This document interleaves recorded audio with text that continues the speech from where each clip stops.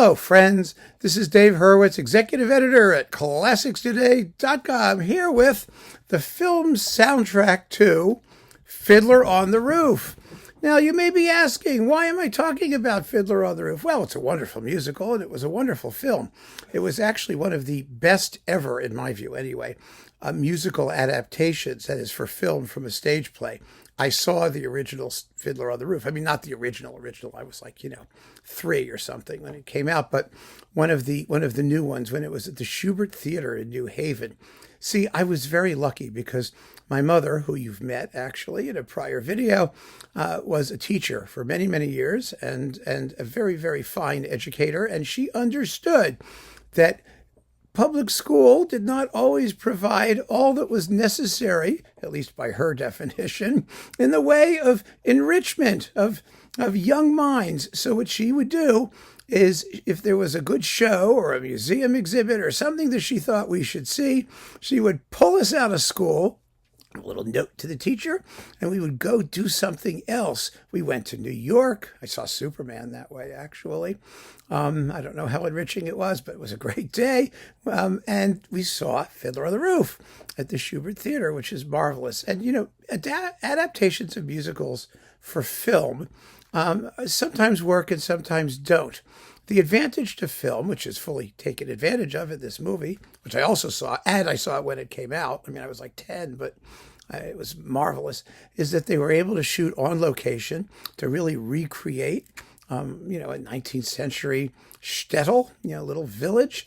And it was just beautifully, beautifully done with the musical numbers, wonderfully integrated, and splendid underscoring by none other, and here we get to the point, finally, of why I'm talking about this, John Williams.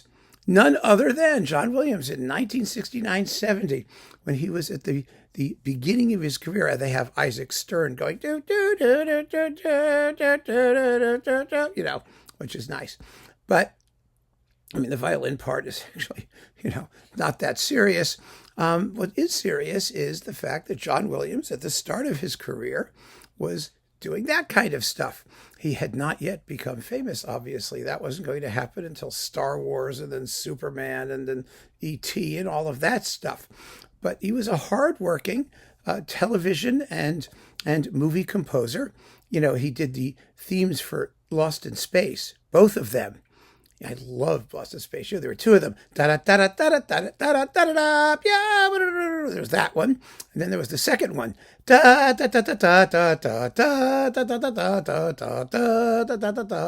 I mean, they were just great. And he also did Fiddler on the Roof. Now, what do you get in this? This is the 30th anniversary edition, which came out in 2000 something, and there are some numbers that he did that you didn't have in the musical, in the actual Broadway show. There's the entr'acte for orchestra and the Act 1 finale for orchestra. These were previously unreleased in the score, which originally in the film sound, the first version of the film soundtrack, because it hewed more strongly to what we saw in the musical. There's also a number here, Any Day Now, that didn't make it into the film. And a bunch of other things. Let's see. The Wedding Procession. Yeah, that's an orchestral number that was previously unreleased. And, the wonderful thing about this now is we finally get to hear a little bit more of John Williams' work using the themes and motives from the musical. I mean, you're not going to hear an original composition. Cats. You're not going to hear an original compositional voice, particularly. And one of the things about this type of composition, of course, is that you're not supposed to hear an original compositional voice. I mean, with some you did, like with Korngold, you do and whatnot. But, what you're supposed to be able to do is be a chameleon, adapt yourself to whatever situation you find yourself in, and write music that's suitable to the occasion. And the less you know who the composer is, in some respects, the better. Now, this is definitely one of those cases because you already have a musical with lots of music and with a very distinctive style, that Eastern European, Yiddish Slavic musical idiom. And so John Williams was called upon to do something with that to extend the film. And so this is, I just think, a very interesting example of the kind of work he was doing and the kind of talent that he had, because it's not just a question of originality of idiom. I mean, we tend to value that. Of course, we value that, and we should when it comes to, classical composers and whatnot. But when it comes to film composers, the issue is not so much originality of idiom as it is how well you fulfill the mission.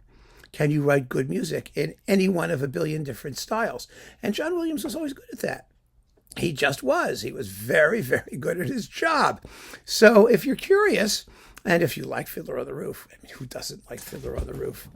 I mean, back in the 60s and 70s, it was a little bit more of an exotic thing than I think it is now. But I just remember, people would, it's happened over and over again as I was growing up. I got oh, you're Jewish? I saw Fiddler on the Roof. I mean, it was very well meant, and I thought it was really very cute. But that was like people's exposure to Jewish culture and whatnot was this.